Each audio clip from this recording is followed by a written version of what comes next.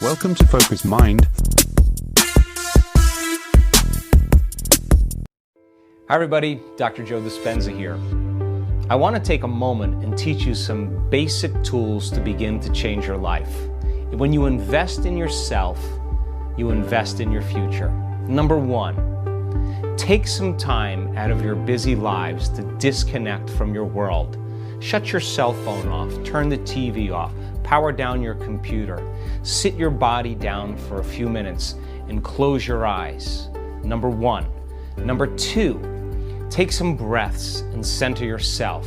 When you center your attention into the present moment, you have more energy to create with. When your mind wanders to the predictable future or the familiar past, that's normal. Just become aware of it and keep working on settling yourself back down into the present moment. When you're in the present moment, you're the most creative. Number three, ask yourself, can I be defined by a vision of the future instead of the memories of the past? What do I want in my life? And take the time to answer the question.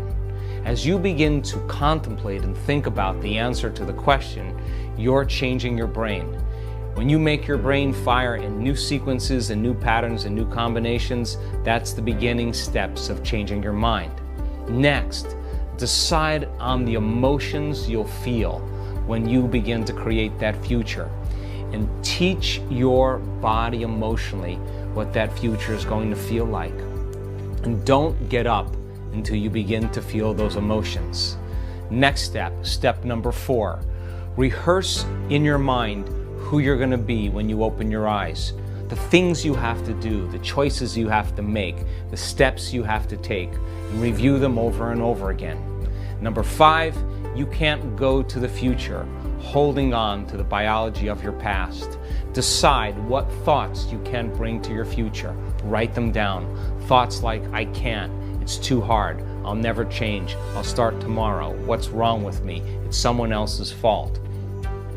Decide on what behaviors or actions or unconscious habits you have to change. How do you talk? Do you complain? Do you blame? Do you make excuses? Do you feel sorry for yourself? Just become so conscious of those behaviors that you'll never go unconscious again. And lastly, you have to decide what emotions no longer belong in your future. That means if you want to be wealthy, you can't take lack. If you want to be healthy, you can't take insecurity or fear. You got to begin to condition your body to a new mind. If you do this every single day, your personality creates your personal reality.